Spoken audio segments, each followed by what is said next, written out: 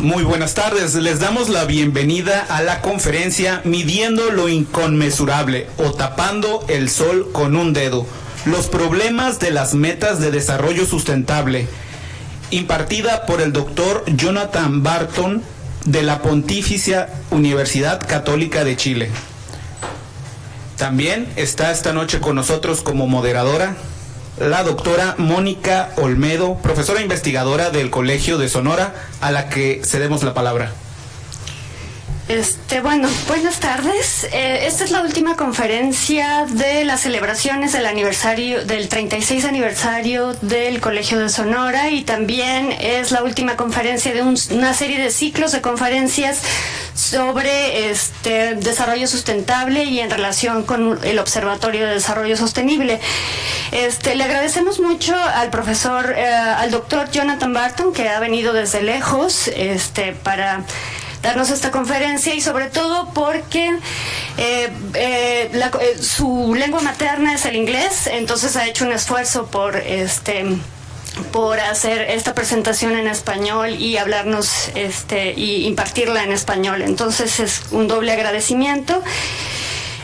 Voy a leerles una semblanza. En realidad ha hecho muchas cosas el profesor, pero es profesor actualmente del Instituto de Estudios Urbanos y Regionales de la Universidad Católica de Chile. También es investigador principal del Centro de Desarrollo Urbano Sostenible, de la cual fue director del 2012 al 2015.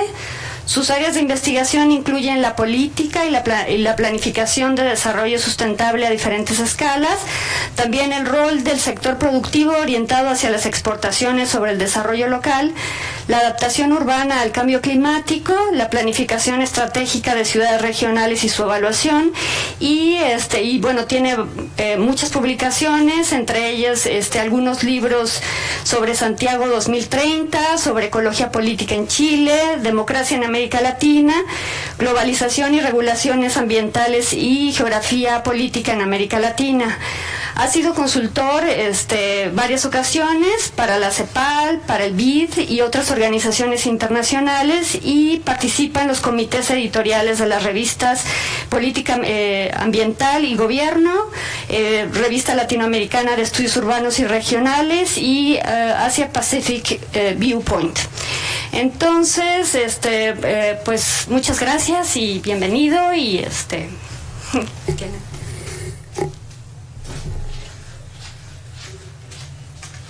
Muy bien, muchas gracias por la Mónica, por la invitación. Gracias al Colegio de Sonora también por la posibilidad de estar acá con ustedes y en un estado que me trae muchos recuerdos del norte de Chile: Antofagasta, Calama, Copiapó, un paisaje hay mucho paralelo, ¿eh? Supongo que tenemos también desafíos equivalentes: agricultura, conflicto con minería, el tema del agua, la planificación local, infraestructura, sumen los mismos problemas en territorios parecidos. Pero hoy día vengo a conversar sobre, algo que están en todas las discusiones nacionales e internacionales sobre las metas de desarrollo sustentable, pero para mí, trabajando en el desarrollo sustentable hace mucho tiempo, incluso en conversaciones con Mónica, cuando los dos trabajamos en Inglaterra hace 15 años, es la necesidad de problematizar el desarrollo sustentable. Y no asumir, cuando hablamos del desarrollo sustentable, que estamos todos pensando en la misma cosa, de la misma forma, y que el mismo concepto de ese tipo de desarrollo no es algo también que requiere crítica, requiere reflexiones más profundas, porque claramente tenemos desafíos grandes hoy día y en adelante. Básicamente voy a argumentar que hay lógicas de desarrollo que están en competencia. No es solamente hablar del desarrollo sustentable, debemos asumir que estamos todos en la misma página, pensando de la misma forma. Muy bien, y las metas son parte de esa discusión. La Agenda 2030 es parte de esta discusión. Y quiero organizar la presentación en dos bloques, pero antes un poco de background, cómo vamos y la importancia que hemos avanzado. Yo creo que las metas que tuvimos hasta 2015 las metas del milenio fueron sumamente importantes. Imagina, hablando de desarrollo desde los años 50 como una categoría, como un campo de trabajo, de investigación, etcétera, sin realmente saber cómo medirlo.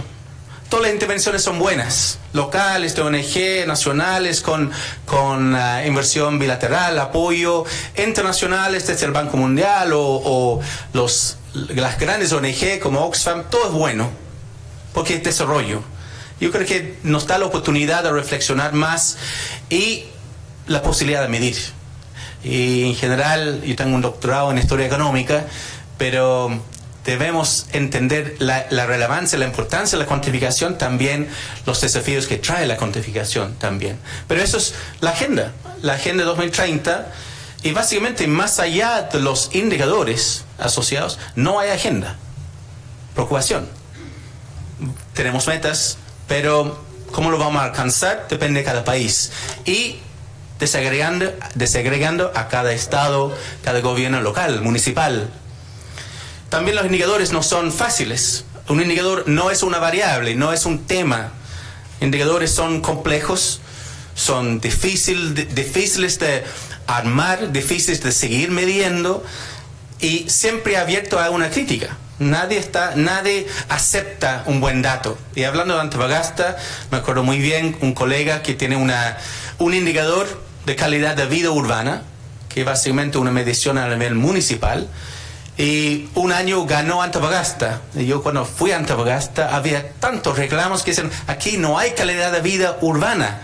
Por eso, ¿por qué somos primeros? Y a la vez, el municipio que era rankeado en la peor posición también reclamaba. Por eso nadie está contento con la cuantificación, la métrica, pero sabemos que lo necesitamos. ¿Para qué? Para abrir una conversación sobre dónde estamos, cómo vamos y cómo avanzamos. Por eso, pensando en un indicador de vivienda. Vivienda no es un indicador, es una variable. Y ahí tenemos que desagregarlo. Bueno, hacinamiento tal vez es un tema, o puede ser calidad material de la vivienda. Y ahí seguimos como relacionar elementos. Personas por habitación. Y después en Chile tenemos la discusión sobre hacinamiento relativa y hacinamiento absoluta. Y necesitamos la posibilidad de hacer monitoreo y seguimiento. Por eso, un indicador no es un datum. Tenemos que tener una meta asociada con ese datum, distancia a la meta. Por eso, ojo, cuando hablamos de indicadores que no son indicadores, son data. Por eso tenemos que tener también la curiosidad de saber realmente cuáles son los indicadores que nos presentan y cuáles son los indicadores que nosotros presentamos también. Porque sabemos la importancia de la posibilidad de evaluar. Las universidades son expertos en la evaluación, en teoría. Y sabemos que también los gobiernos, pero sabemos también todos los desafíos que hay con ese tipo de evaluación. Las metas, bienvenido. Un gran logro el año 95 en una conferencia de desarrollo social en Copenhagen, diciendo que necesitamos medir cosas.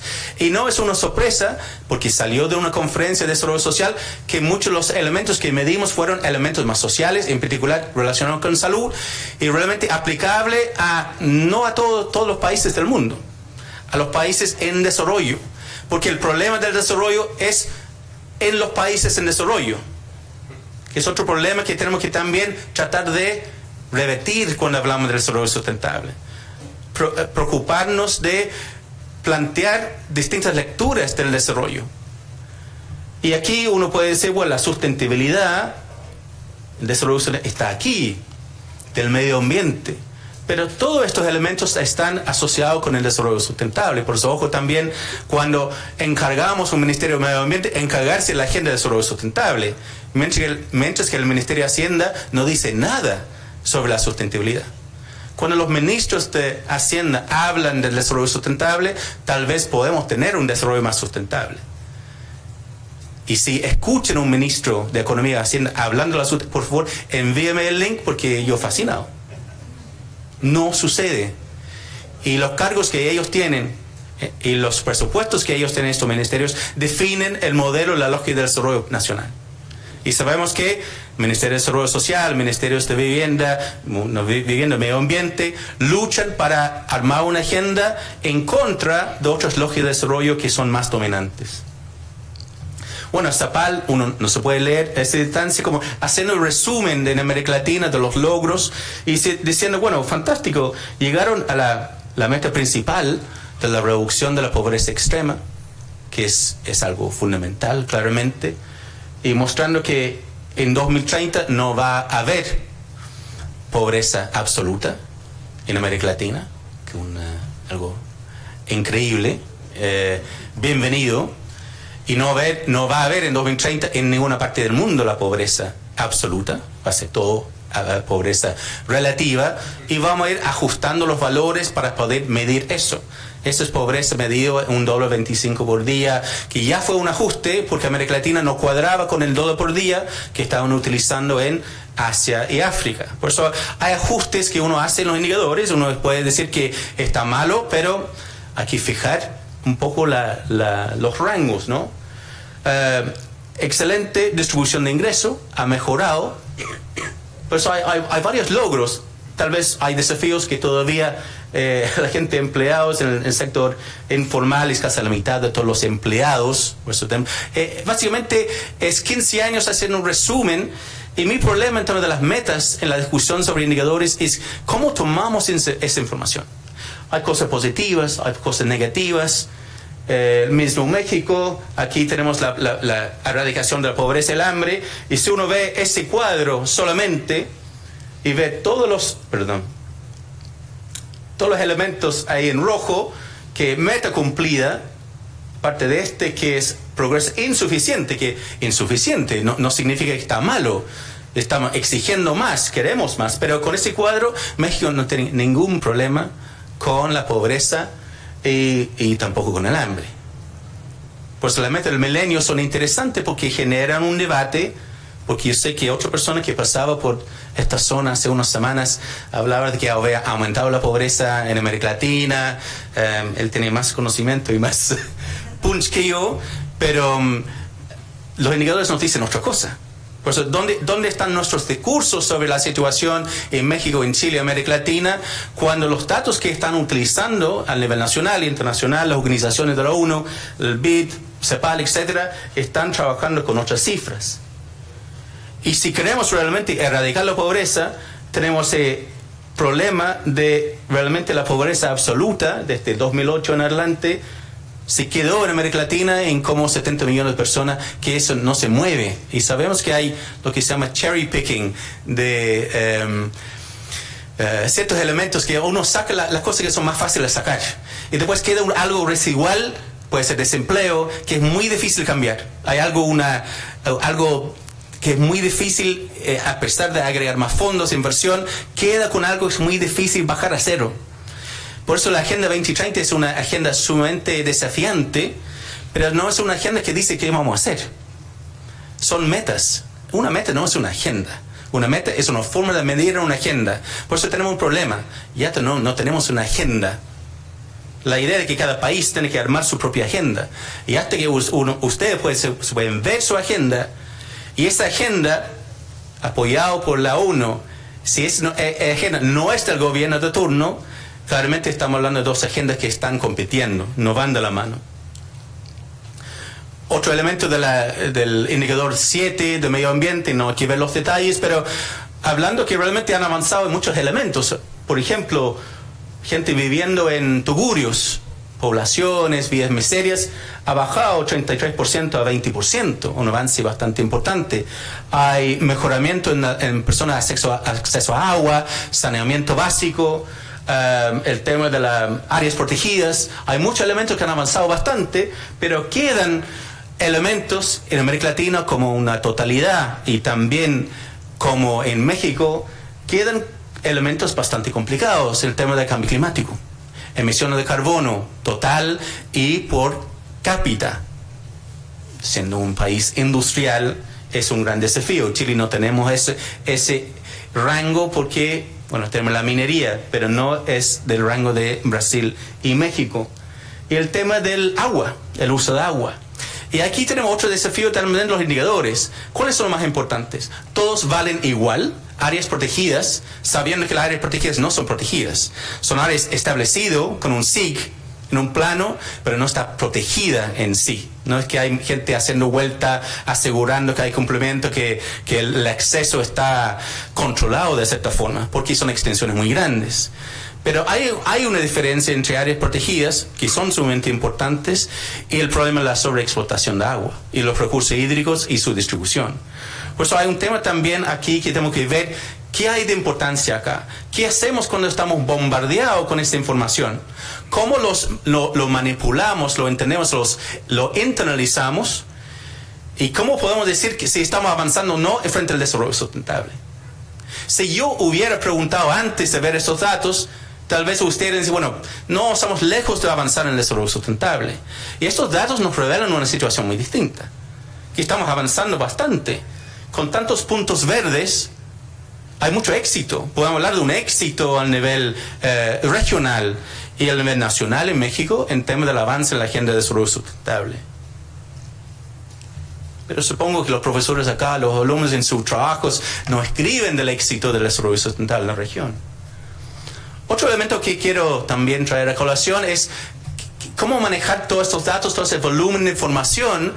Y yo creo que eso encontré en un libro hace varios años, que gente trabajando en sustentabilidad, citando a un psicólogo de los años 50, hablando de la regla de 7 más o menos 2. Más o menos 2, 7 más o menos 2 es la información que podemos retener y utilizar. Tal vez son 5 indicadores, son 9 indicadores. Pero ¿qué pasa hoy día que ahora con la meta del desarrollo sustentable hay muchos temas y va a haber 300 indicadores? ¿Cómo vamos a manejar un Excel de información? Vamos a decir que si la mayoría de los 300 son avanzando y la minoría, aunque sea 51% contra 49%, estamos avanzando en el desarrollo sustentable. O vamos a decir que si no hay avance en todos los indicadores, no hay avance en el desarrollo sustentable. ¿Cuál es nuestro criterio para hacer ese tipo de evaluación? Y no es solamente el método del desarrollo sustentable, pasa lo mismo en cambio climático, los escenarios. Tenemos varios escenarios de cambio climático y lo que han hecho en términos de simulaciones, en la modelación, si la mayoría de los modelos sugieren que va a haber un aumento en 2 grados o 3 grados, vamos por esa lógica. Se llama meta-análisis. Por eso tenemos un desafío ahí de cómo manejar mucha información. ¿Qué podemos decir en términos de desarrollo sustentable? Porque vamos a terminar yo con un alcalde diciendo que él o ella diciendo que estamos avanzando en el desarrollo sustentable. Y voy a decir que no. Y cada uno va a sacar la información que ellos perciben que es relevante. Las metas, ¿cuáles son? No voy a pasar por todo eso, pero los temas: vivienda y servicio básico, acceso al sistema de transporte público, enfatizando lo público y el acceso a lo público, distancia a un lugar para acceder a un transporte público, planificación participativa, gran desafío, la participación. ¿Qué significa un proceso participativo en planificación? Es la ratificación final de la confirmación de la decisión tomada por los expertos, que somos nosotros, supongamos, tenemos grados, o realmente participación desde el diseño, en la aprobación, en la implementación, etcétera, etcétera. Patrimonio cultural y humano, natural, reducción de riesgos asociados con desastres, muertes, morbilidad, desechos, calidad del aire, pensando que la calidad del aire es algo que sufrimos no solamente en Santiago y Ciudad de México, pero tal vez aquí también en China es algo realmente impresionante. Y sabemos que todos los países tenemos distintas medidas o métricas para medir concentraciones de 8 horas, 24 horas, para tratar de calcular mejor lo que está pasando. Pero sabemos nosotros como individuos sin mucha capacidad en contaminación atmosférica, no sabemos. Asumimos que los rangos ofrecidos por nuestros sistemas locales son suficientes para entender. Nosotros viviendo en Santiago sabemos que los rangos de contaminación en Santiago, según la métrica que estamos empleando, es mucho más abajo de los rangos que utilizan en Europa, por ejemplo. Tal vez tenemos pulmones más resilientes en Santiago, no sé. Pero seguro subimos esto y vamos a encontrar que estamos en una situación crítica todos los días en los meses de invierno. Por eso los datos también vuelven a ser relevantes, parte de la discusión, y de una forma ese movimiento desde los expertos hacia un espacio público. Las metas de desarrollo sustentable son ¿para qué? Son para informar, para tomar mejores decisiones, y no solamente para los tomadores de decisión clásicas, para que todos podamos participar y utilizar información, y la información no está solamente en las manos de algunos, que también es un problema de participación y la democracia en la posibilidad de participar en las decisiones. Zonas verdes, lo que sí reclaman las personas siempre, acceso a zonas verdes de calidad. ¿Qué pasa en las zonas verdes en Antofagasta, en Calama y en Hermosillo? ¿Queremos parques como en Alemania? ¿O vamos a tener parques con especies endémicas, bajo uso de agua, con un diseño propio, más vernacular? Y realmente, porque las personas en la calle, en las reuniones, piden el jardín británico, piden el jardín alemán. Por eso tenemos un desafío ahí grande. Vínculos entre los espacios, la geografía entre lo urbano, periurbano, regional, ese gran desafío. Aprobación de planes integrados, definiendo lo que es o no es. ¿Cuánta integración? ¿Es un plan maestro? Yo pensé en la planificación, habíamos desechado el plan maestro en los años 70. ¿Cómo es ese plan maestro integrado que queremos hoy en día? Y finalmente, construcción de edificios sostenibles y resilientes. Son 10, son casi la regla de 7 y más o menos 2. Solamente para el capítulo 11, que es el tema que me interesa a mí, trabajando en temas más de urbanismo. Pero, fantástico, tenemos metas, tenemos algo muy interesante. Yo quiero volver a problematizar esa lista más adelante. Lo urbano, que es mi tema. Un capítulo sobre lo urbano, y obviamente lo urbano no tiene mucho que ver con desigualdades, con pobreza, con hambre, con salud, con agua, con igualdad de género, educación, porque todo esto pasan en otras cajitas acá. Y ya tenemos un problema como un menú, donde vamos a poner salud a la par con ir al cine.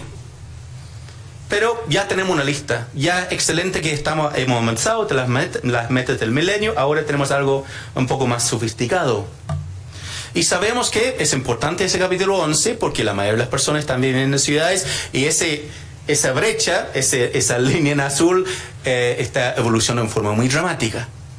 Sabemos que también evoluciona de forma muy dramática, que muchos de estos elementos están significando que la vida rural es casi insoportable, hay poco agua, hay poca producción para pequeños productores, por eso no hay alternativa. Es la victoria del urbano como Lefebvre lo vio hace en los años 70. La revolución urbana que él predecía, que era tan evidente en Europa, está sucediendo en todas partes. Y sabemos en el urbanismo la cosa más, o el fenómeno, la tendencia más importante de este siglo, será y es la urbanización en África, que va a redefinir cómo entendemos a África. Sin hablar de lo que está pasando en China, cuántas ciudades de 1 millón que están construyendo todos los años. Pero África es el fenómeno de urbanización más interesante para el siglo que viene. También fue comentado en Hábitat 3 en Quito el año pasado. Y la urbanización, según Lefebvre, no es de ciudades. Porque él dice que hay concentración en ciudades, pero todos los otros territorios terminan siendo parte de las ciudades. Los territorios que yo sobrevolé aquí, de minería, de agricultura, son para alimentar a quién. Que no vi muchos asentamientos ahí. Para alimentar a nosotros aquí en Hermosillo, ADF, para exportación, etc. Por eso el argumento de Lefebvre, que ha retomado Neil Brenner, de la Universidad de Harvard, sobre la urbanización planetaria, es esa discusión. ¿Dónde está lo urbano?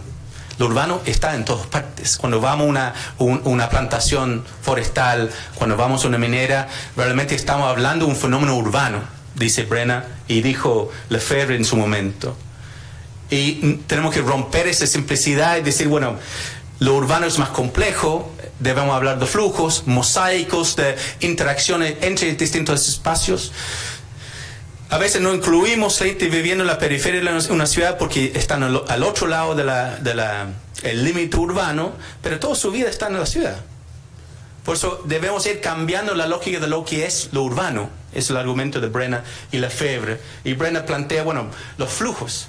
Los flujos son ¿a dónde? Son para llegar a ciudades y movimiento entre ciudades. de bienes, de información, servicios, migrantes, por supuesto. Por eso un tejido urbano es el fenómeno planetario. Por eso vuelvo al tema del capítulo 11. ¿Qué estamos midiendo cuando estamos midiendo una ciudad? Una ciudad y comunidades sustentables, cuando la ciudad es un tejido urbano planetario, que no es ciudad. Y yo tengo mi reticencia porque tenemos un capítulo 11, pero también hace 5 años estuve en una reunión en Bonn, donde el tema en esa reunión fue asegurar que había un capítulo sobre ciudades en las metas de desarrollo sustentable, porque no había en las metas del milenio. Pero mi problema es que los indicadores que tenemos se aplican a todos los espacios en el tejido urbano. No solamente a las ciudades más grandes, se aplican también a comunidades de 10 casas, caseríos, decidimos en Chile. En todas las escalas. Por eso yo creo que hay un tema ahí de cómo estamos incluyendo ciertos elementos. Pero sabemos que las ciudades son muy importantes, o ese tejido urbano, la urbanización planetaria, porque es parte del antropoceno.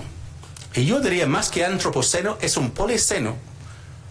No solamente los seres humanos y su impacto sobre el medio ambiente, es el fenómeno de seres humanos organizados en polos de asentamientos más grandes, donde tenemos sistemas de consumo compartido, que es una definición de urbano, consumo compartido, consumo colectivo, y ese es el fenómeno que ha dado la posibilidad de tener el cambio climático.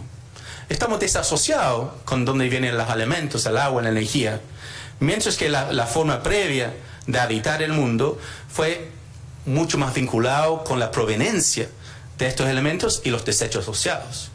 Por eso yo creo que el policeno es más bien una definición más clara del antropoceno. No solamente los seres humanos, es cómo están organizados los seres humanos en comunidad, y esa separación, desconexión con nuestra forma de producción y consumo. Bien, la importancia de los temas. Por eso son 3 secciones. Es una sección y quiero llegar a criticar y ver los problemas, pero realmente también quiero decir cuán importantes son. No podemos tener desarrollo que no podemos medir, por ejemplo. Pues son 4 elementos que quiero tocar acá. Y con estudiantes los últimos 10 años hablamos siempre de el desarrollo sustentable, qué complejo la definición, etc. Y yo insisto, un poco majadero, si no lo podemos medir, no me sirve. Porque yo no puedo ir a un alcalde, ir al ministerio y hablar de algo que no se puede medir, porque la pregunta de ellos es siempre, ¿cuánto cuesta? Y ese cobro monetario es una cuantificación. Pero sí se puede hacer. Es algo que hicimos hace 10 años en Santiago, la región metropolitana, utilizando lo que se llama el índice de progreso genuino. El índice de progreso genuino, tú tomas el PIB regional y uno va deflactando y agregando otras variables que no estamos calculando y agregando hoy día. Por ese tiempo perdido en commuting, el movimiento para trabajar. No, pero no lo agregamos al PIB. ¿Por qué es mi tiempo? Es la cosa que más nos molesta en las grandes ciudades. Es tiempo perdido en movernos. Define nuestra calidad de vida. Define nuestra posibilidad de pasar tiempo con nuestras familias. De tener espacio de ocio, tiempo de ocio. No, por eso soy economista, no tenemos información muy clara, por eso no voy a incluir. Entonces tampoco vamos a incluir el trabajo doméstico que hacen personas que facilitan que otros puedan trabajar. Pero eso no existe, realmente es complicado medir.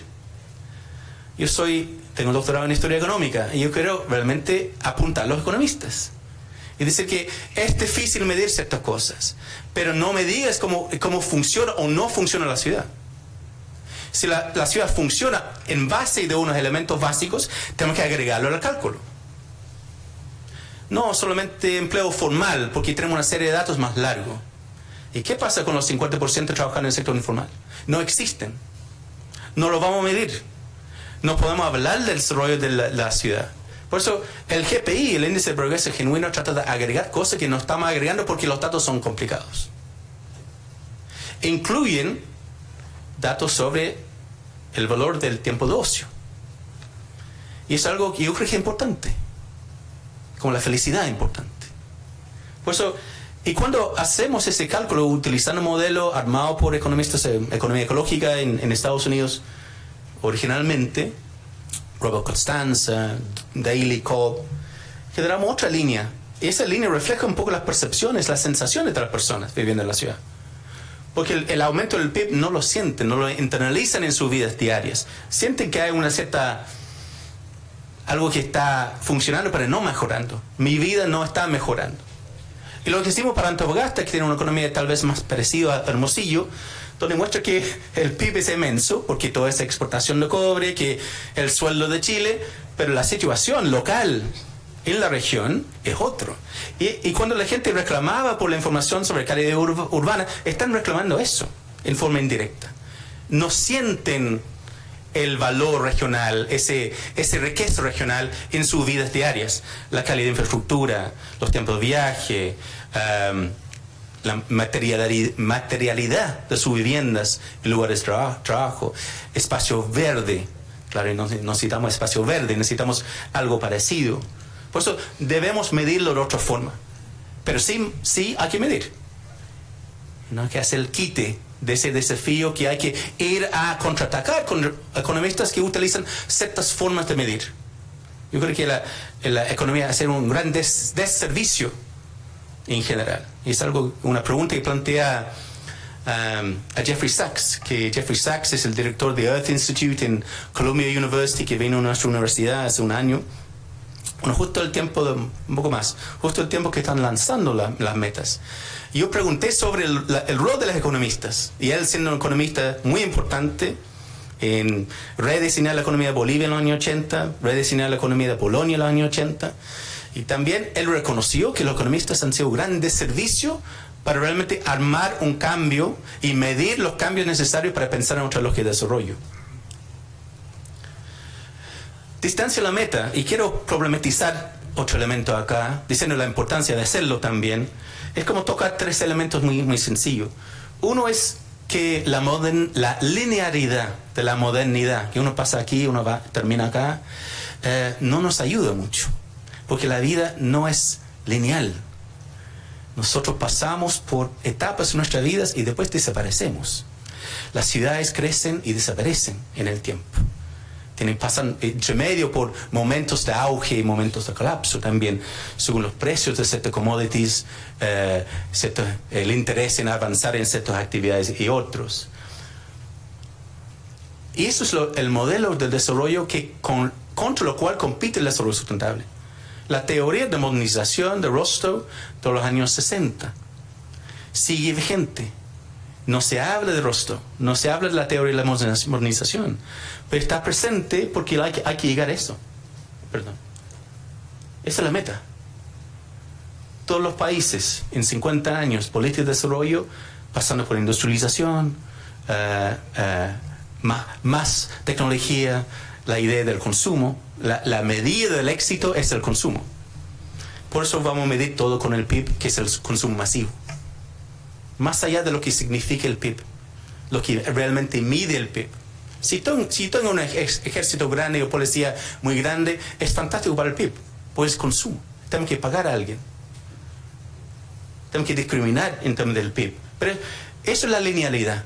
Desarrollo es lineal. La modernización nos lleva en forma lineal. Hay que decir dónde estamos y cuán rápido pasamos por esto para llegar aquí, que según Rostow fue el modelo de Estados Unidos en los años 70. Y muchos países, México, Chile, los economistas, la política pública sigue siendo fijado en ese modelo. Pero yo sospecho que la vida no es tan lineal. Gunston y Holling plantean la idea de panarquía. Todos los sistemas pasan en tiempos cortos, en tiempos grandes, procesos de crecimiento, maduración y colapso, utilizando lógicas más de la ecología, como nosotros mismos también pasan por procesos de maduración y desaparecemos. Dejan nuestros hijos, hablamos de la intergeneracionalidad, la importancia a través del desarrollo sustentable. Por eso, romper la idea, y eso requiere un trabajo, entender dónde estamos, cómo trabajamos, cuáles son estos ciclos que hay que enfrentar.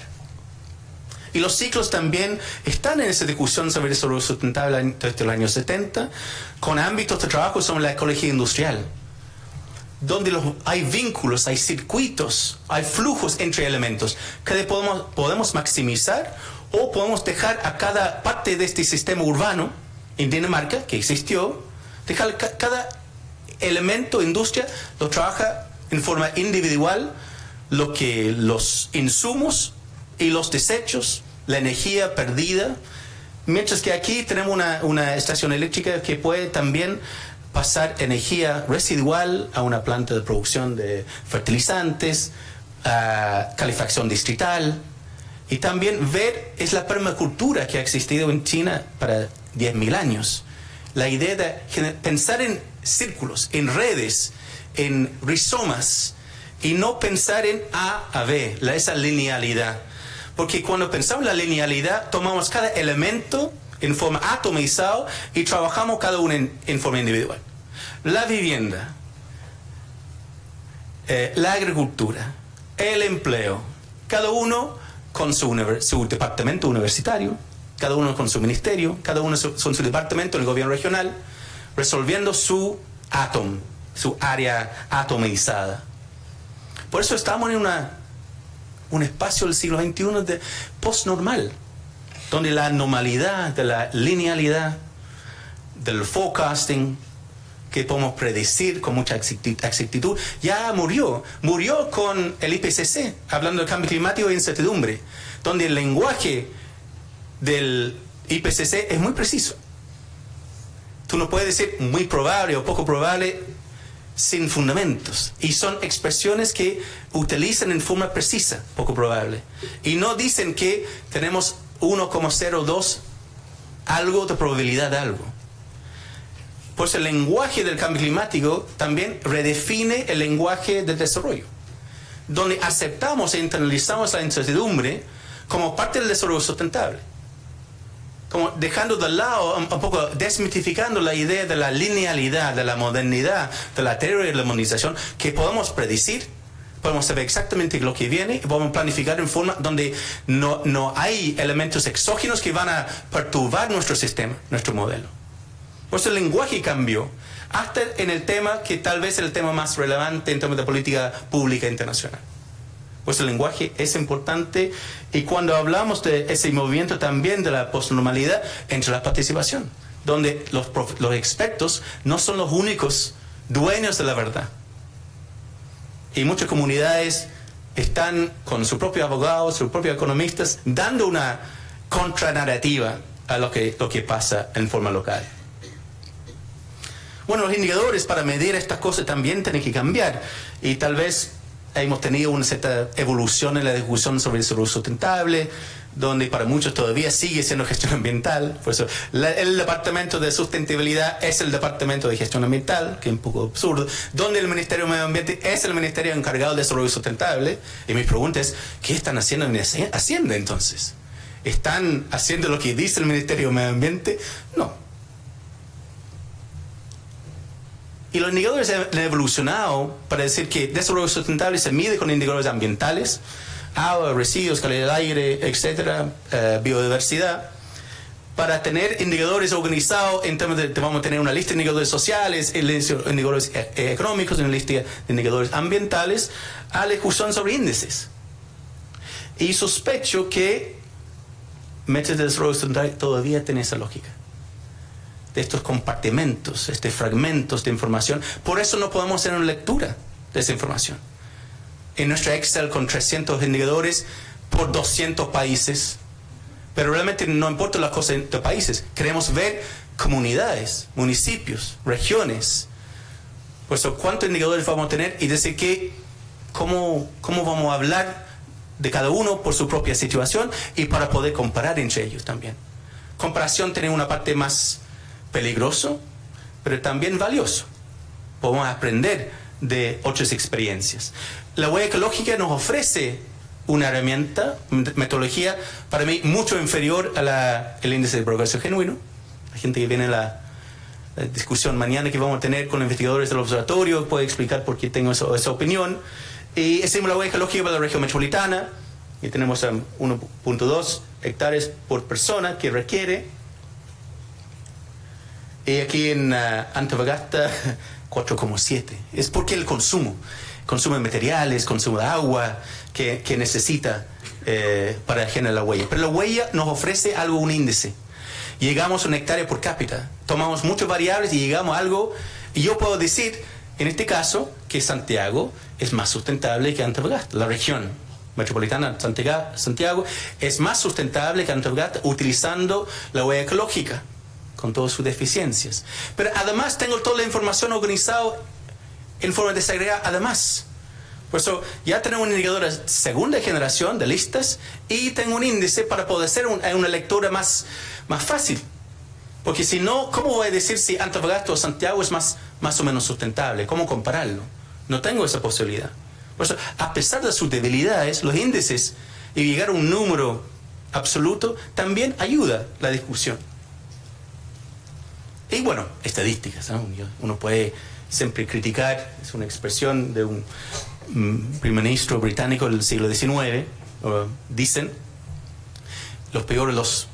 las mentiras son las estadísticas. Y sabemos que utilizamos estadísticas en nuestras conversaciones personales, en la política pública, fake news, etc. Sabemos que hay un gran desafío en términos de la legitimidad de datos. Y algo que quiero, solamente un gráfico para ese punto, es también plantear que la discusión sobre el crecimiento, como la importancia del crecimiento para el desarrollo sustentable, sin hablar de qué es crecimiento, qué significa de verdad crecimiento. Y lo que hicieron economistas también como Herman Daly era cuestionar el crecimiento. ¿Podemos tener crecimiento eterno? ¿Crecimiento de qué? Bueno, el PIB, básicamente. ¿Qué queremos crecer? PIB. ¿Qué es el PIB? PIB es el consumo. Consumo es bueno. Pero no todo el consumo es bueno. Tenemos que discriminar contra ciertos tipos de consumo. El consumo de energía fósil parece que no es bueno. Por eso no podemos agregarlo al paquete de consumo que estamos midiendo como PIB y decir que eso es positivo. ¿Cuáles son las otras cosas que queremos sacar del PIB? Y decir que estos son elementos que realmente, conociendo ahora cómo funcionan estos productos, estos servicios, los bienes, debemos ir sacando de ese cálculo. Son nocivos, no ayudan porque tienen impactos que no calculamos. Y el hecho que cambio climático, gran parte de la crítica que tengo para los economistas es que, bueno, claro que tiene un costo esa emisión de carbono. Pero ustedes no lo incorporaron en sus cálculos. ¿Por qué no? Bueno, no tuvimos buena serie de tiempo. Bueno, hay que hacerlo. Yo creo que la flojera de los economistas, aparte de economistas que ha ido gravitando hacia economía ambiental, economía ecológica, aunque hay peleas entre ellos, es fundamental. No podemos tener economistas reproducidos en nuestras propias universidades que no están dispuestos a calcular cosas que terminan siendo uno de los grandes gastos para la política pública. Sí hay un costo asociado. Por eso Daly lo plantea así, como diciendo que ¿cuál es el límite acá? Cuando empezamos a tener desutilidad sobre utilidad. Cambio climático es lo más fácil, porque nos dio un ejemplo espectacular para mostrar esa desutilidad. Desutilidad que significa que países van a quedar bajo el agua. La isla Solomon, por ejemplo, o Maldivas. Que significa el costo de adaptación para muchas comunidades, para resguardar sus recursos hídricos, para poder seguir produciendo ciertos cultivos, es masivo. ¿Quién lo financia? Bueno, debe ser financiado por el optimismo que surgió de cierto modelo de producción y consumo en esa época. Pero no debemos asumir que la economía por el PIB es lineal y no hay puntos de inflexión, lo que se llaman los tipping points también. Los problemas, para ir al grano acá. La definición del asunto. ¿Cómo medir cosas si realmente todavía, si yo pregunto también en clase, en otra parte, bueno, ¿qué es el desarrollo sustentable? Bueno, es un poco de esto, un poco del otro, es positivo. Cualquier cosa que el desarrollo es positivo. Por eso todos están fascinados por el desarrollo sustentable, porque somos buenas personas y queremos una buena vida para nosotros y para los demás. Pero ese tipo de conceptos no nos ayuda mucho. Y lo bueno es que tenemos una definición. Por eso hay un problema que dice, bueno, realmente no podemos medirlo porque hay muchas definiciones. Ya en los años 90, David Pearson, Kerry Turner habían identificado como sobre 100 definiciones en los 90. Por eso ahora, ¿cuántos son? 500 definiciones, variantes. Pero eso significa, bueno, no podemos medirlo porque no hay una definición compartida. Es una metanarrativa como la cristianidad, como el capitalismo, como el socialismo, que tienen variantes, es difícil medir. Pero sabemos que todas estas metanarrativas tienen elementos esenciales, ¿no? El cristianismo tiene algo central, o el capitalismo sobre el mercado, la libre interacción de individuos para vender y comprar, etc. La lógica colectiva, solidaria del socialismo. Bueno, hay algo compartido acá. Por eso, cuando realmente con variantes cada país hace su definición nueva para la ley ambiental, interesante, solamente en la ley ambiental hablan del desarrollo sustentable. No aparece en otros documentos de la institución pública. No dicen la definición de desarrollo. Uno piensa así, si medio ambiente tiene, todos los ministerios deben tener su definición de lo que es desarrollo. Tal vez Hacienda, Economía, diciendo qué es desarrollo económico. Pero Chile hacen variantes, ajustes, pero están hablando de la misma cosa. México también. Y algo interesante en México, que distinto a Colombia o Argentina, la definición, empiezan con la idea de la medición. Que es muy interesante porque en otros países del mundo no se encuentra esa importancia. Evaluable mediante criterios e indicadores de carácter ambiental, económico y social. Segunda categoría, la idea de la... Ryan Quiroga tiene esa idea de las tres formas de medir: ambiental, atomizado, después el índice. Pero termina hablando lo mismo. Calidad de vida en relación con el uso de la naturaleza. Por eso está bien el asunto. La definición no es una razón para no medir. No es una razón para no tener desarrollo sustentable comunal, regional y nacional aplicado a las políticas, las carpetas de inversiones del Ministerio de Obras Públicas, de Economía, de Educación, en todos los ámbitos. No es algo que está a cargo del medio ambiente. Desarrollo sustentable se trata de una relación entre todos los elementos. Concepto integral. Y quiero desechar eso.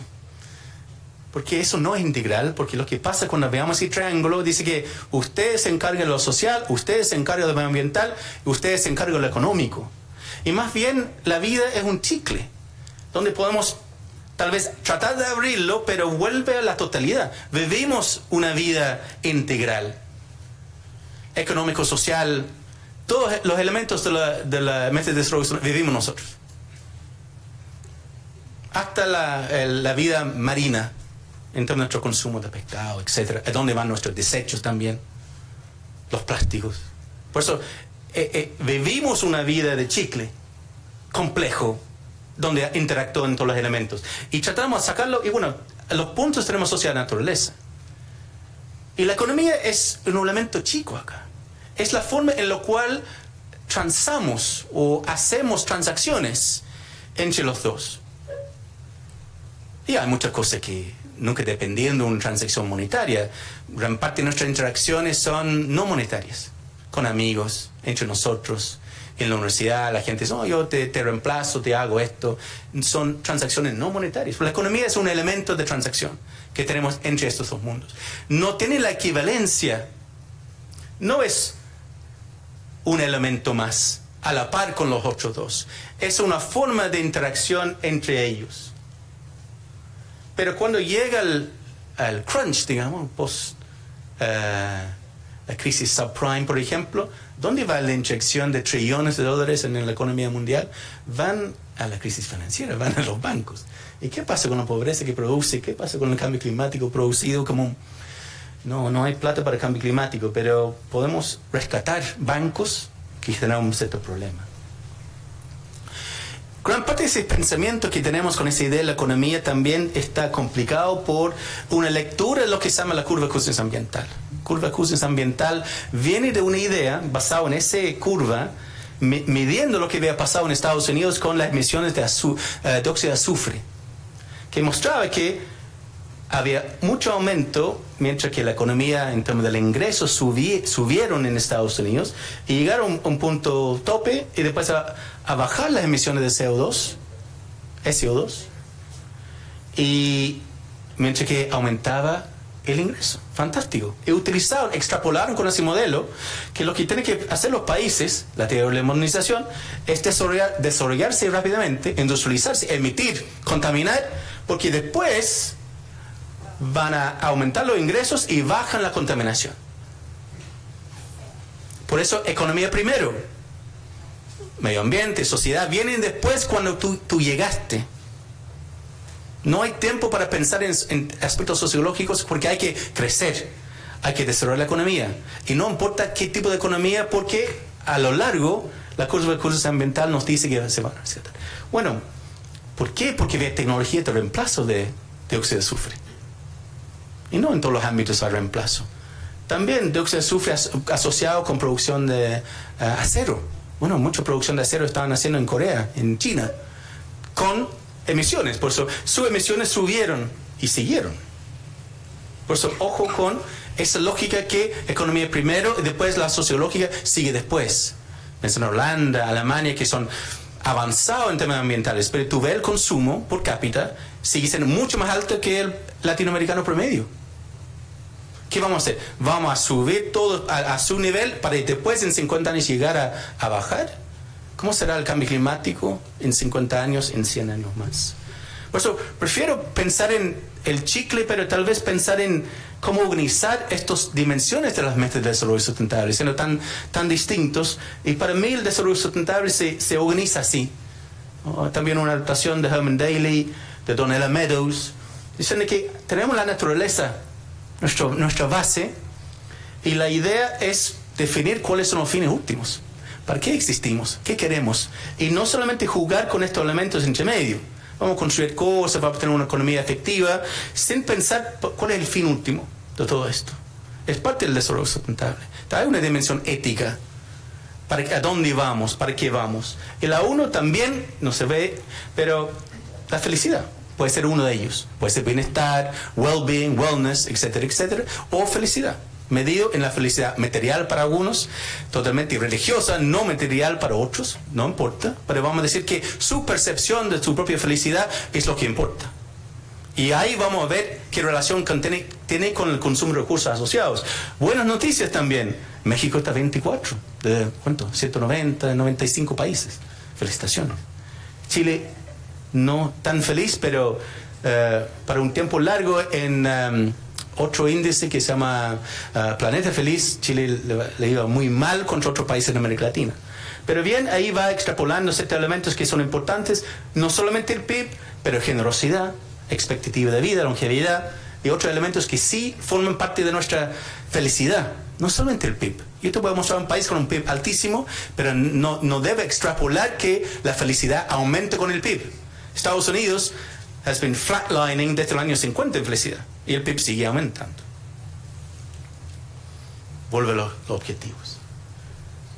Por eso tenemos que un poco también problematizar lo que es sustentabilidad relativa y sustentabilidad absoluta. Yo diría, si tenemos un planeta con ciertos límites que podemos modificar con tecnologías, pero Maldivas va a estar en 50 años bajo el mar, por ejemplo. Debemos entender que hay ciertos elementos más absolutos. No todo es relativo, a pesar de la posmodernidad que nos cuenta. Y también me gusta estos elementos. Pero hay elementos de la naturaleza que claramente hay límites, hay tipping points, hay pesquerías que desaparecen, sobrepesca, etc. Por eso hay que tener mucho cuidado, porque tampoco sabemos muy bien dónde están los límites. ¿Qué grado de resiliencia tienen estos ecosistemas frente a las presiones que ejercido sobre ellos? Pero es una relación entre algo más absoluto, diciendo que estos elementos están en equilibrio. No podemos maximizar el bienestar, la felicidad, explotando todo para maximizar eso. Es como la idea del triángulo, y vamos comiendo la base y no hay triángulo. Por eso no hay bases para sustentar ese ética, ese deseo del objetivo principal. Y claramente estamos cojos en esa relación. Y eso tal vez es mi gráfico preferido de los últimos 10 años, que el del Global Footprint Network, que básicamente dice que hay un tema acá que es el consumo de recursos, medido como la huella ecológica per cápita. Y aquí tenemos el índice de desarrollo humano, que es una medición de no solamente ingreso, pero 2 indicadores de educación y un indicador de longevidad. Por eso lo que queremos es maximizar el índice de desarrollo humano y minimizar la huella asociada para generar ese nivel de desarrollo humano. O si queremos podemos complejizarlo, agregar felicidad aquí. Tenemos que llegar acá. Y para mucho tiempo, todos los gráficos en el mundo mostraban que hay que llegar al cuadrante ahí. ¿Y por qué? Porque Estados Unidos ya está. Y la idea es que vamos a replicar el modelo de consumo en términos de la huella asociada con ese consumo para llegar aquí. Claro, queremos llegar a aquí, en esa zona, pero no con esa huella. Por eso, fantástico, buena noticia para América Latina. No estamos acá, estamos aquí. Y tenemos que empujar un poco para llegar acá. Pero sabemos que todas las políticas públicas un poco están dirigiendo hacia acá. Políticas públicas armadas por economistas, muchos de ellos. Y la agenda. Agendas son armados por agentes, por tomadores de decisión. No son naturales, son producidas, son construcciones sociales. Y me encanta el concepto de phronesis, que está trabajando un investigador danés, se llama Bent Flyberg. Y Aristóteles definió como tipos de conocimiento, tipos de entender el mundo como el mundo de la ciencia, la idea de casi el positivismo, que podemos entender el mundo a través de la medición. La creatividad misma, tecnología, diseño, arte, que otro aporte que hacen otras facultades, normalmente en campos un poco separados porque les cuesta entenderse. Y algo aquí es el phronesis, la pseudopráctica. Esto es la parte de política pública, gobernanza. También hay aspectos de derecho acá, por supuesto, porque fijando reglas, regulación. Yo creo que es algo aquí es importante en la definición de las agendas, que está ausente la discusión sobre el desarrollo sustentable. Por eso, ese phronesis o la construcción del desarrollo como la lógica predominante está fijado por eso, por el PIB, la organización del PIB. ¿Quién tiene el PIB? ¿Quién puede tener más PIB? ¿Cómo crecer esa pelota en su totalidad? Y también ver en particular cómo ciertos países, América Latina, Brasil, organizando acá, Argentina, Colombia, México está en centro, aquí en América del Norte, pero desaparecen. Son pocos países que están dominados la conversación como el desarrollo, y todos los otros tienen que hacer exactamente lo que han hecho ellos. Del mismo modo, siguiendo la teoría de la modernización. El problema es que las metas de desarrollo sustentable repiten esa lógica también. Y las mismas metas. Piensa que todos los países tienen que crecer a 7%, sin discriminar sobre ese tipo de crecimiento. Y sabemos que de una forma u otra, el gran desafío de la agenda de desarrollo sustentable no está en los países en desarrollo. Están en los patrones de consumo en las regiones desarrolladas. Bueno, un par de indicadores más adelante hablan de la necesidad de poco revisar, mejorar la producción sustentable, la producción y consumo sustentable, siguiendo, porque excelente, estamos en la década de diseño para la producción y consumo sustentable. Porque somos todos educados en desarrollo sustentable, porque ya pasó la década de educación para el desarrollo sustentable, terminó en el año 2014. Y ahora estamos todos educados y ahora tenemos que aplicarlo en esa década. Y lo bueno de ese diseño, realmente el tema del problema de consumo, tenemos problemas de bajo consumo en los países en desarrollo. Y tenemos problemas de sobreconsumo o alto consumo, consumo excesivo, consumo poco beneficioso, la pérdida del 30% de los alimentos, por ejemplo, en nuestros refrigeradores, por ejemplo. Por eso tenemos que cambia el enfoque. Las metas de sustentable a través de esa lógica pueden cambiar el enfoque en desarrollo sustentable porque los últimos de este 87 con nuestro futuro común están enfocados en la pobreza. Y ahora tal vez yo creo que la forma en términos de la agencia es poco redirigir la orientación hacia el alto consumo. Aquí alto consumo asociado con el consumo de energía, en este caso fósil, que es la producción de gases de efecto invernadero por los países. Y esa producción de gases de efecto invernadero va asociado con producción para el consumo interno en la mayoría de los casos. O en caso de Sudáfrica, vendiendo carbón por otras partes también. Por eso, fantástico, porque la década de producción y consumo responsable dice que hay que redefinir la calidad del crecimiento. El crecimiento en sí no es bueno. En China decidieron crecer menos. Una decisión del nacional, definido por el Ejecutivo, por supuesto, diciendo que no vamos a crecer a 10%, vamos a crecer a 6-7%. Que fantástico también. Estamos revertiendo las lógicas. Y claro, China no tiene nada que ver con la teoría de la modernización de Estados Unidos en los años 70. Por eso el crecimiento en sí no es bueno, dicen los chinos. Hay que crecer menos porque tenemos problemas de sobrecalentamiento de la economía. Hay límites del crecimiento. Libros clásicos del año 72, los límites del crecimiento, que un poco predecían a través de la modulación un colapso en la economía internacional fin del siglo. Después, el año 92, más allá de los límites del crecimiento, un poco revisando el modelo, pero aunque el mundo sigue, las observaciones que ellos hicieron de problemas de recursos versus la posibilidad de distribución y calidad de vida siguen siendo vigentes. ¿Y crecimiento para qué? Pensando en el triángulo de Daly, es para qué queremos con ese crecimiento. ¿Qué pasa con los medios? Tener cosas. Y el gran desafío de desarrollo es traducir estas cosas en un sentido.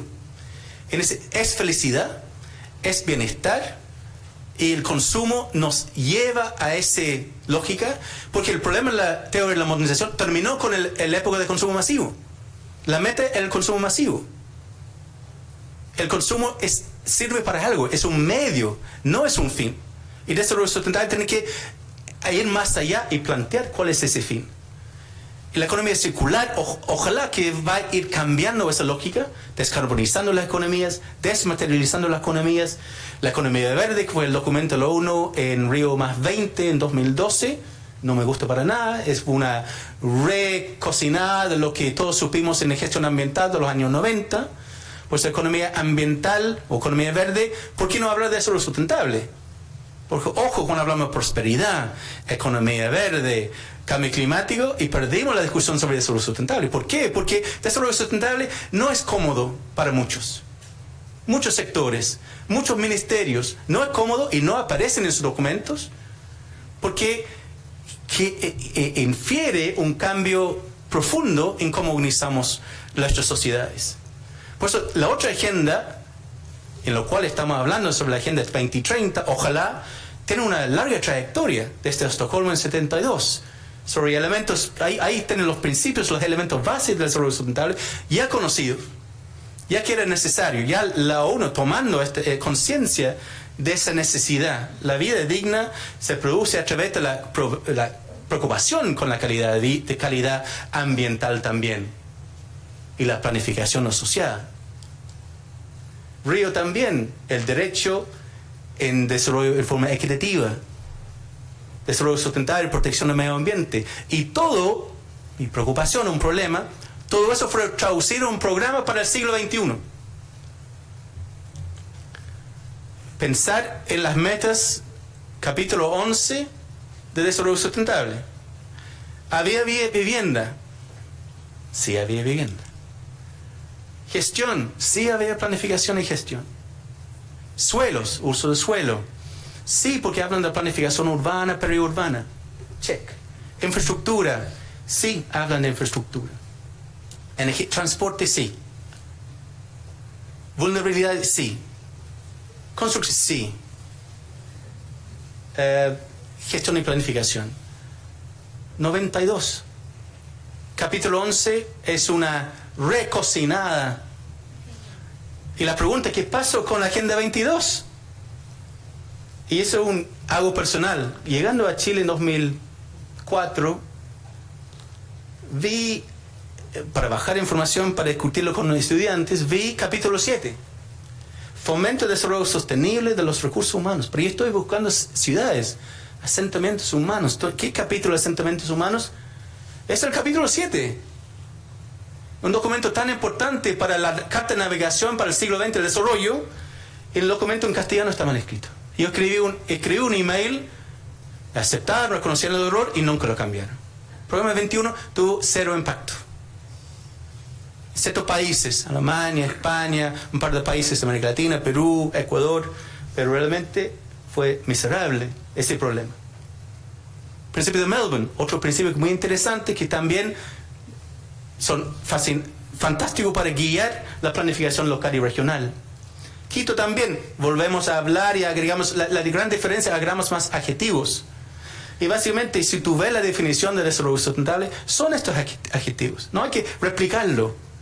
Sustentabilidad es justo, es seguro, es saludable, es accesible y asequible, etc. ¿Por qué repetirlo? ¿Por qué tanta resistencia a hablar de desarrollo sustentable como un marco, una lógica de desarrollo? Yo creo que la última lámina, porque provoca un choque con otras formas de lógica de desarrollo. Por eso, midiéndolo en conmensurable, es valioso, es necesario. Por supuesto que sí. Yo creo que antes de 2000, cuando no tuvimos ninguna forma de medir el desarrollo, solamente la ejecución de proyectos. Yo creo que es necesario. La métrica es clave. Pero el desarrollo en sí es un proceso no lineal. Es complejo. Los territorios pasan por ciclos también. Los mismos ecosistemas tienen sus momentos. Hay que estar más in tune. Hay que pensar en otra lógica para entender mejor los territorios.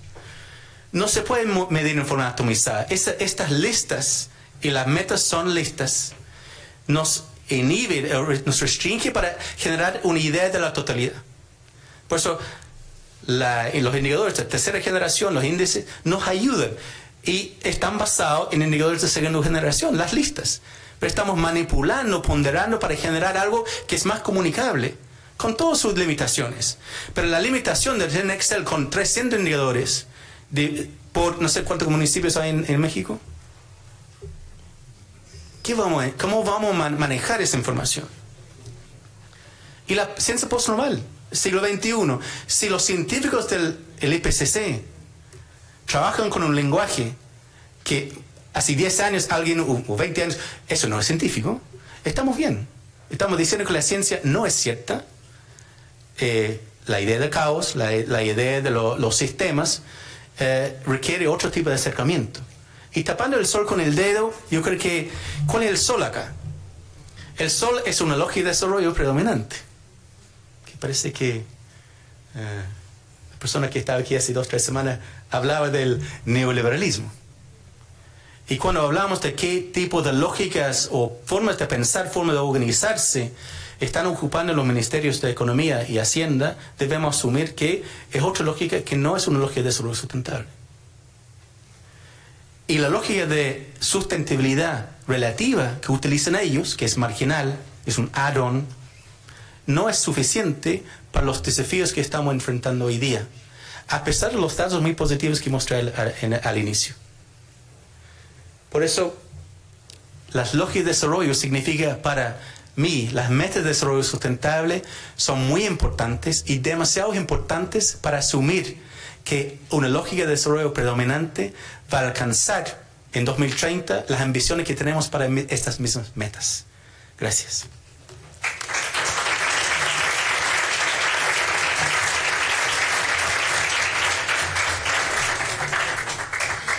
Bueno, pues muchísimas gracias por esta presentación. Creo que nos presenta una serie de preguntas y algunas bastante complicadas, como cómo redefinir el desarrollo o cómo pensar la sustentabilidad o el desarrollo de otra manera. Entonces, bueno, pues pienso que tendrán varias preguntas sobre la presentación. Si podemos hacer como un grupo de 3 preguntas y después responder.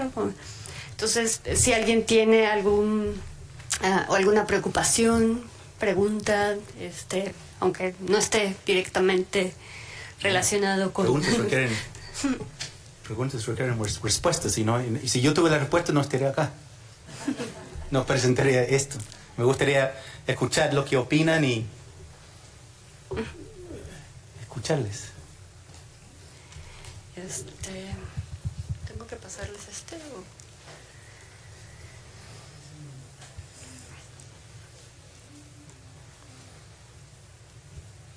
o...? ¿Y?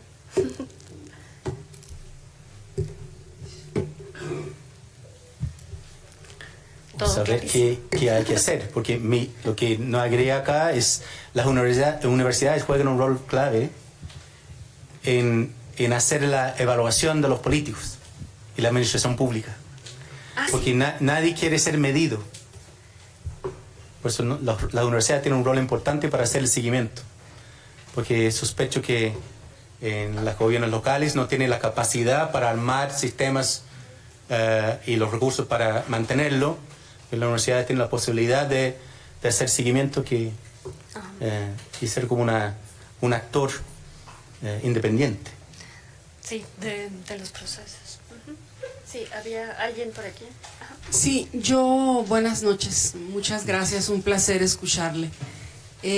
Yo voy a más bien como exponer algo que me provoca la escucha de tu exposición, que tiene que ver de alguna manera tiene que ver con esto que tú dices, que tú cierras, y que tiene que ver con con el comentario de que estas metas del milenio no tienen el plan para resolver lo que nos propone, para lograr los objetivos, ¿no?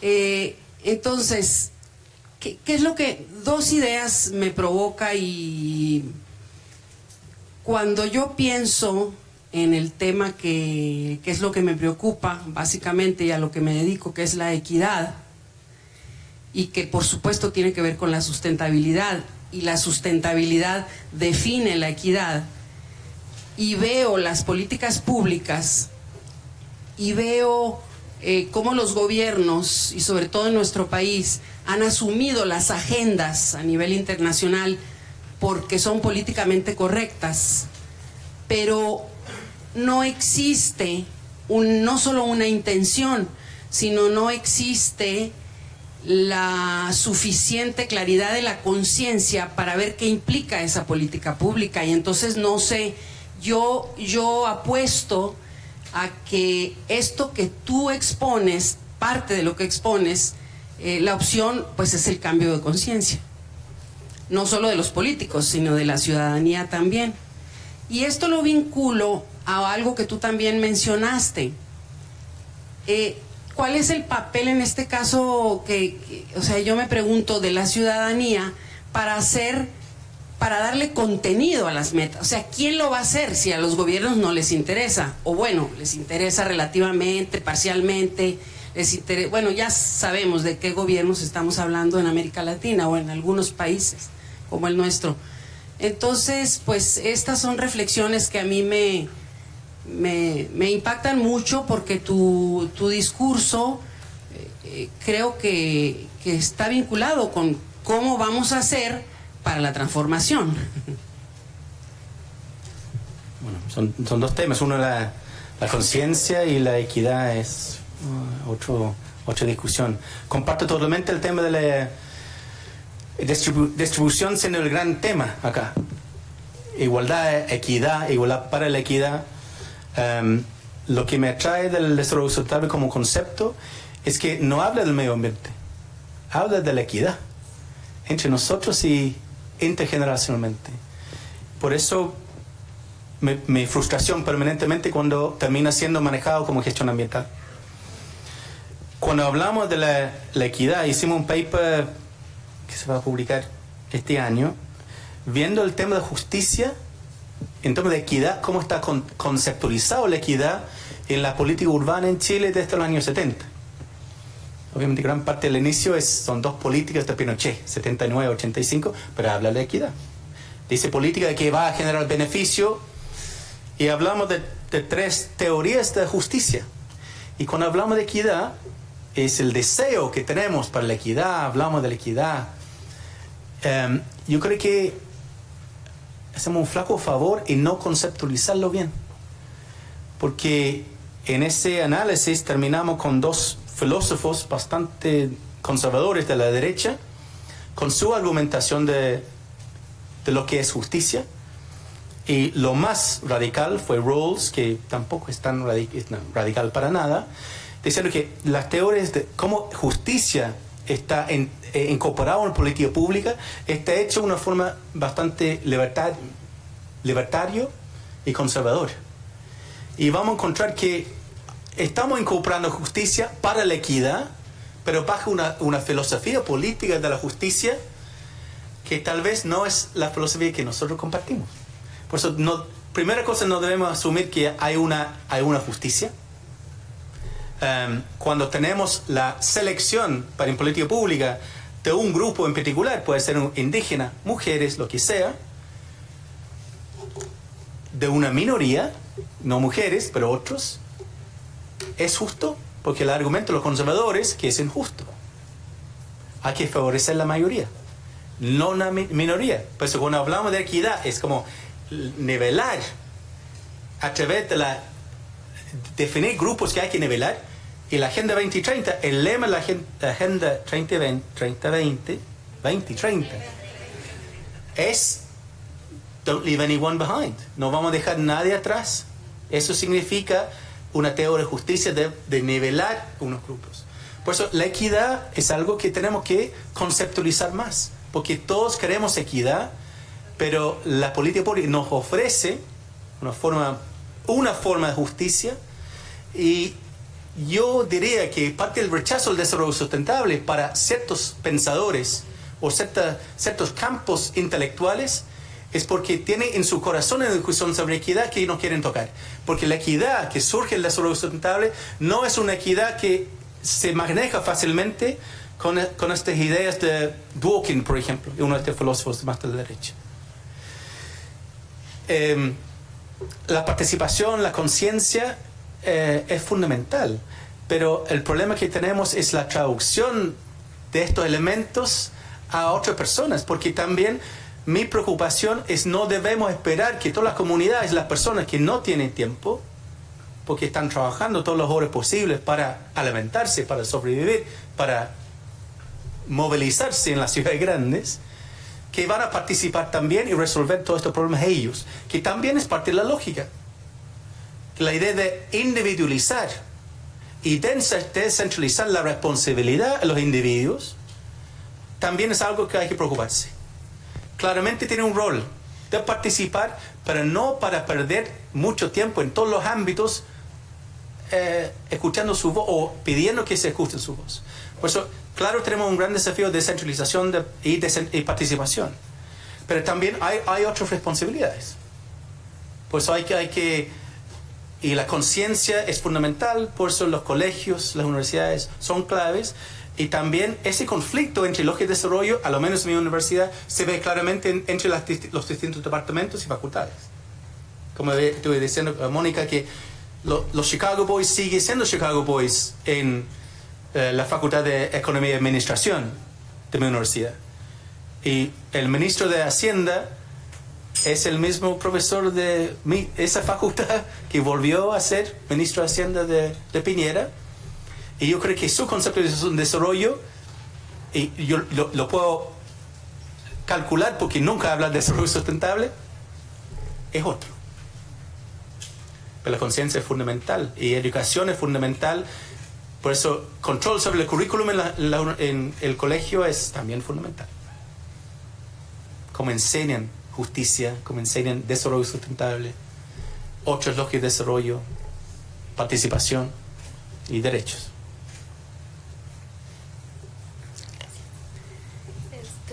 ¿Alguien más?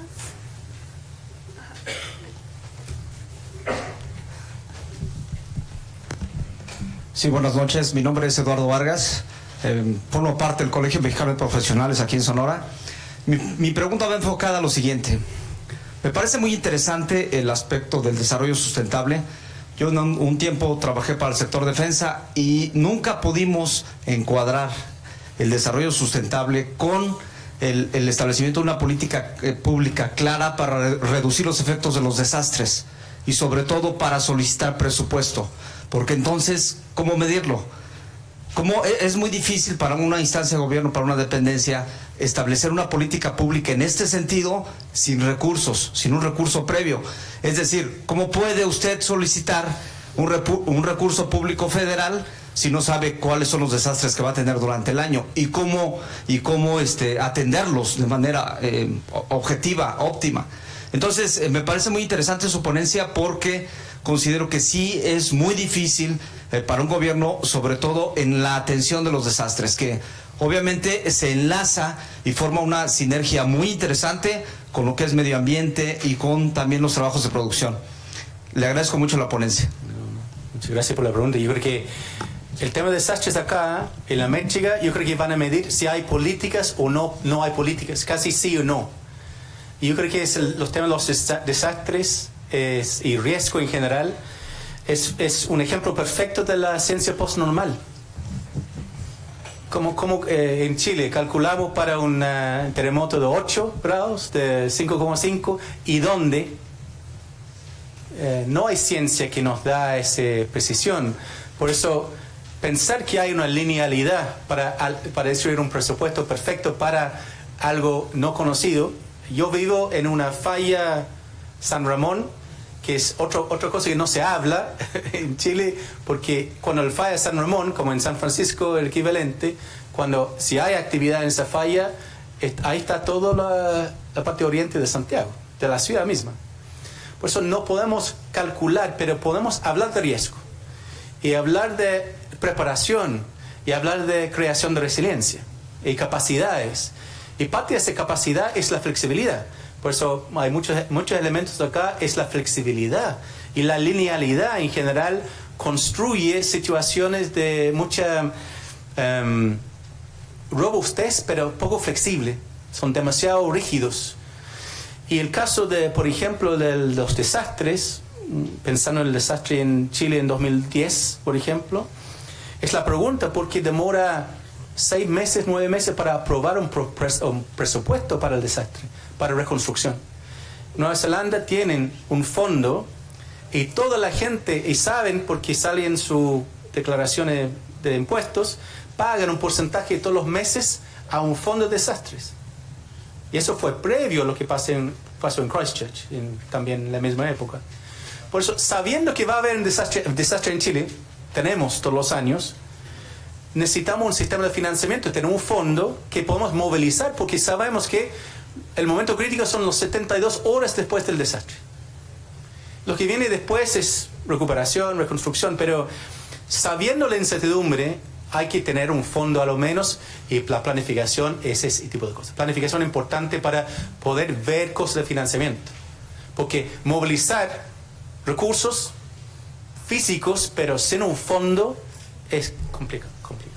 Pero yo creo que un excelente ejemplo de la incertidumbre, y no podemos dejar de lado estos temas. Hay que enfrentarlo es planificar conociendo la incertidumbre.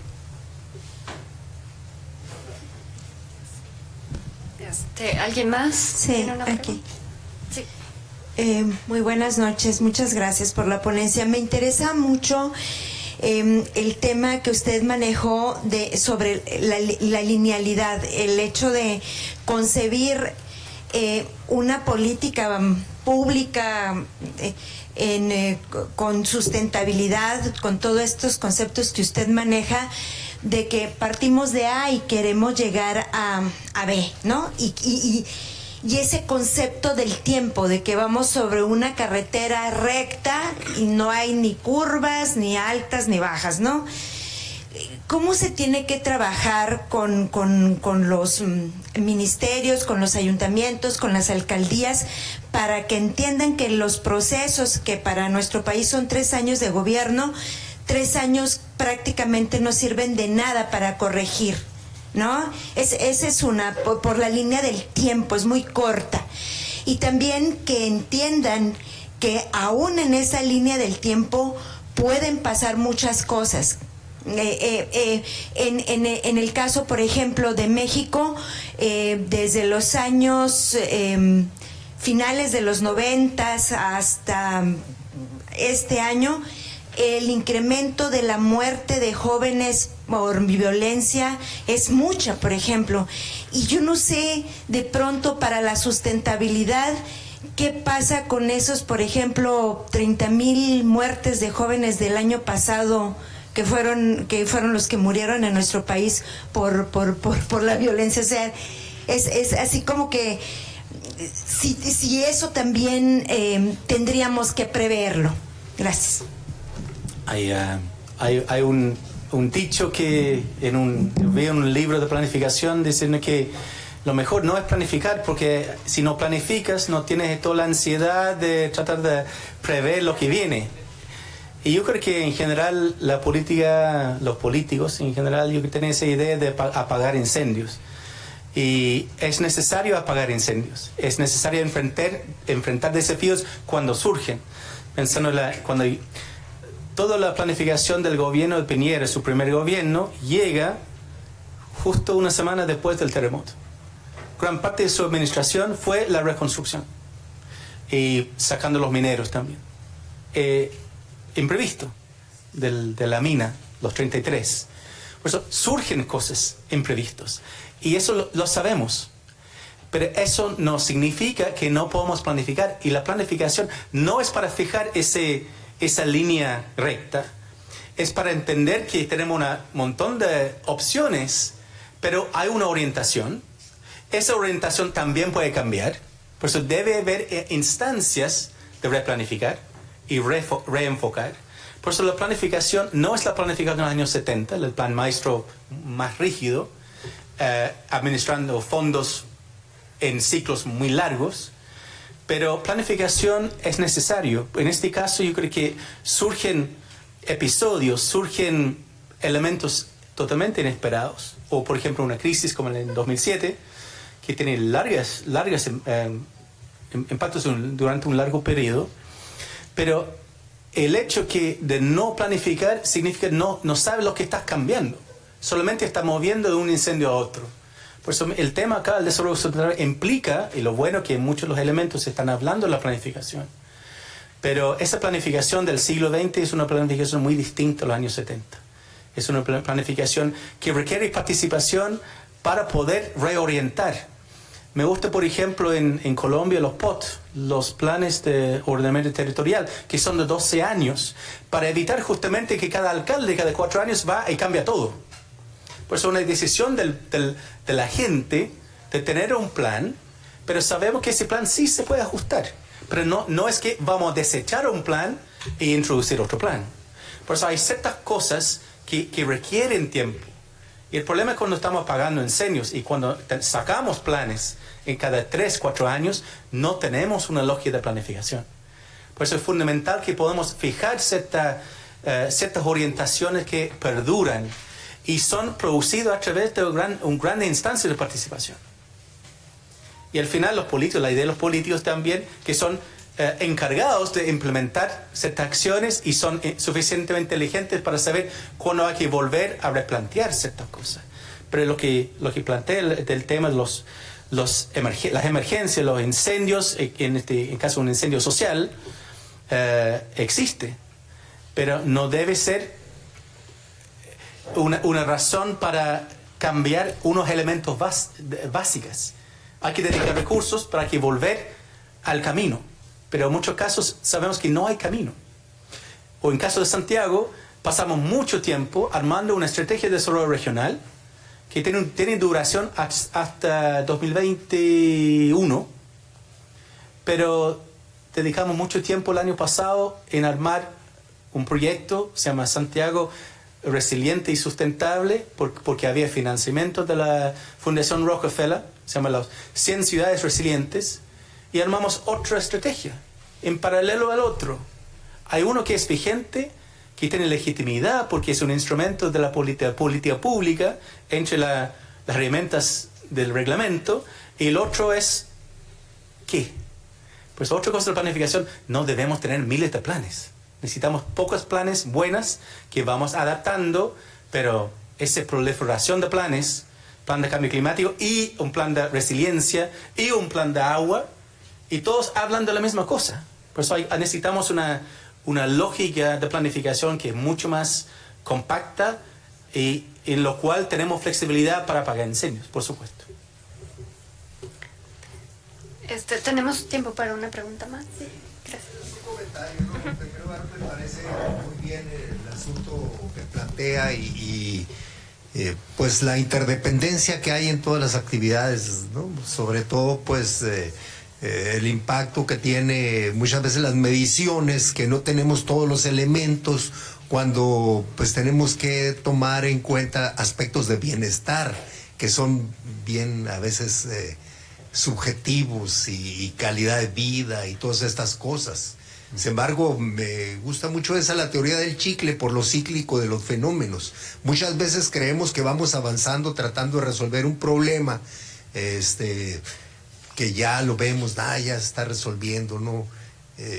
Sin embargo, al no inyectar economía a muchos de esos problemas, yo te digo, por ejemplo, por lo que está pasando con el sarampión, que es un problema que ya veíamos que lo íbamos a arrancar del mundo, ¿verdad? Y que pues ya tenemos casos autóctonos en Argentina, ya ha habido casos aquí importados, sin embargo, ha bajado mucho el índice de vacunación global. Cuando traíamos índices por arriba del 90% de cobertura completa de vacunación de los niños, nos hemos venido olvidando de ese aspecto, inclusive con otras visiones de que no es necesario aspectos tan importantes.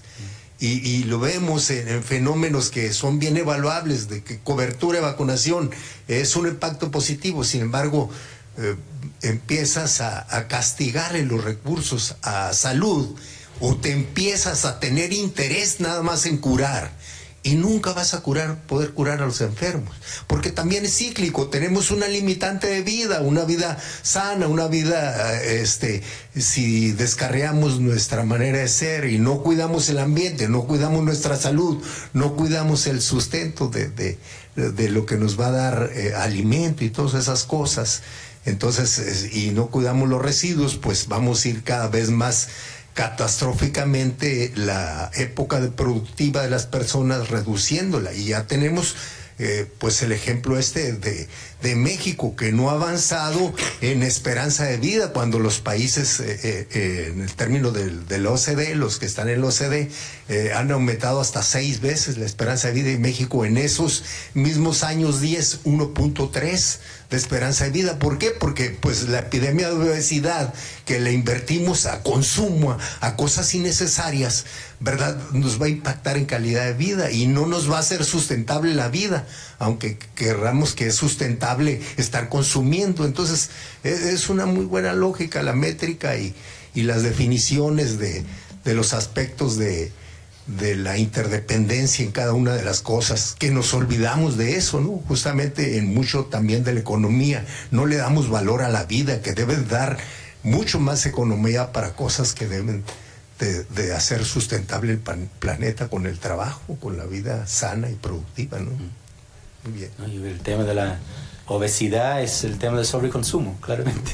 Y como muy sensato, y yo me acuerdo muy bien, como viendo las cifras, que México está muy alto, Nueva Zelanda también, por la población maorí, que tiene mucho sobrepeso, y son desafíos que significa Estados Unidos ahora que la expectativa de vida también va bajando, y claro, generamos otros desafíos. Es la idea de la linealidad, digamos ya. Tal vez 2030, si todo resulta excelente y cambiamos las cifras de lo que es o no es pobreza, vamos a llegar a 0 pobreza. Los desafíos cambian. Vamos a llegar a alta mortalidad joven, o lo que sea, por el tema de violencia, el tema de obesidad. Hay otras enfermedades de affluence, no solamente de pobreza, que se producen.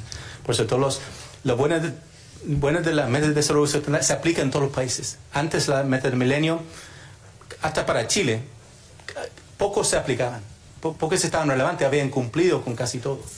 Por eso yo creo que las metas ahora cambian el enfoque. Estamos hablando de 7 enfermedades de desarrollo que surgen del En Chile puede ser del norte, pero aquí usted del norte, pero surgen en países de alto consumo. Más que países desarrollados, son países de alto consumo de alimentos, de energía, etcétera, por cápita, con huellas grandes.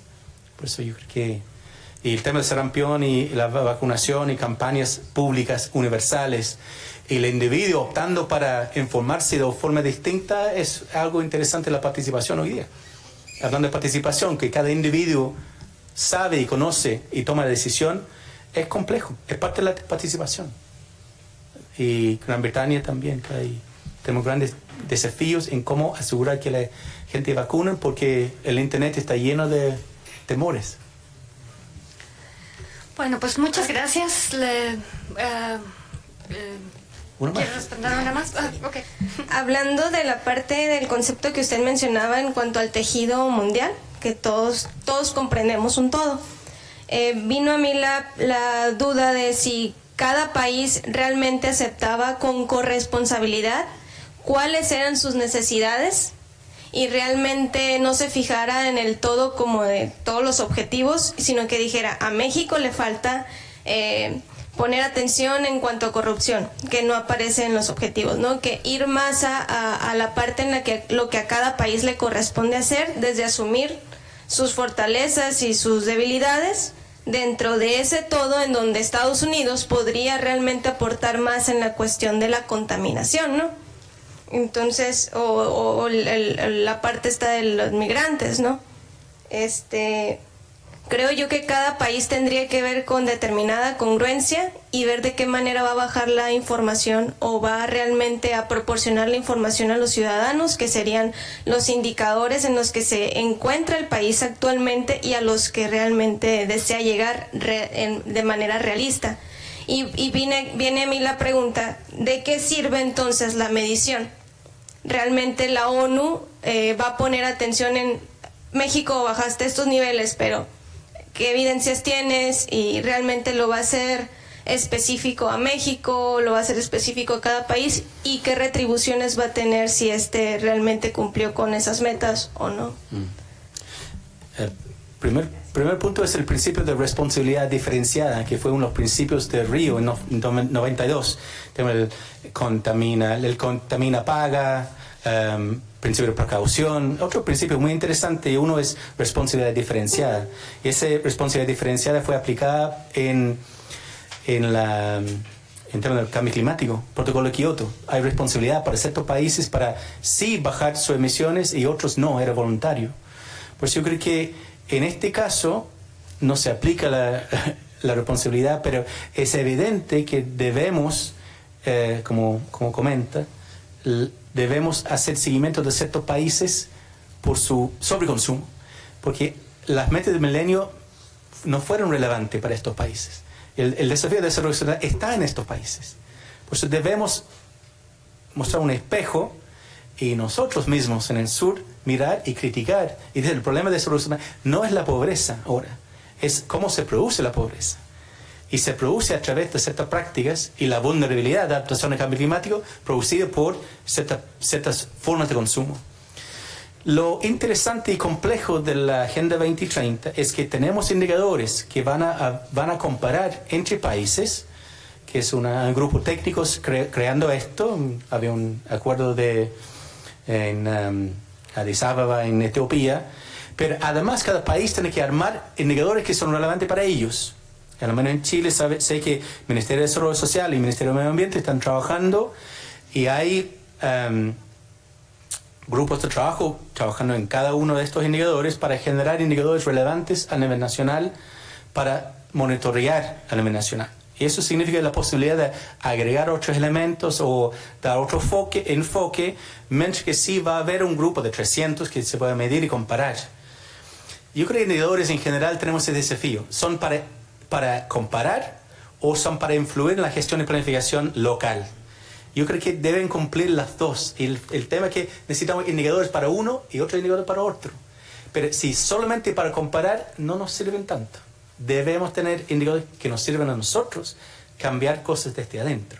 Por eso es bueno que va a haber indicadores nacionales mirando hacia adentro. Yo fui a participar en un evento muy grande, pero en contexto chileno, donde nos organizamos y conversamos todo el día sobre qué pueden ser estos indicadores.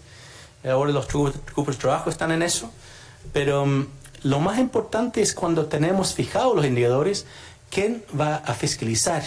¿Quién va a apretar los ministerios? ¿Quién va a decir, mira, avanza poco en eso?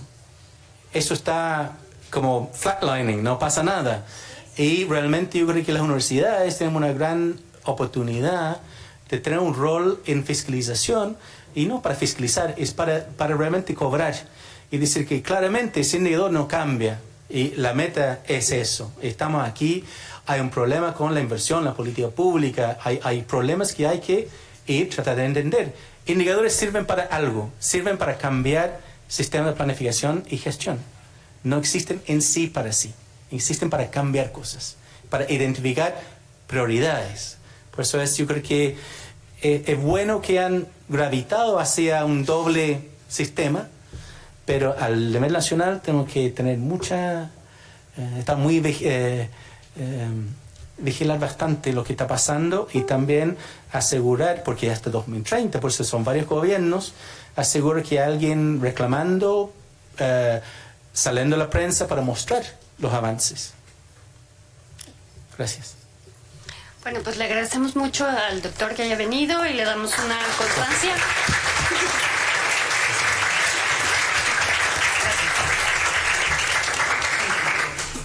Bueno, gracias. Sí.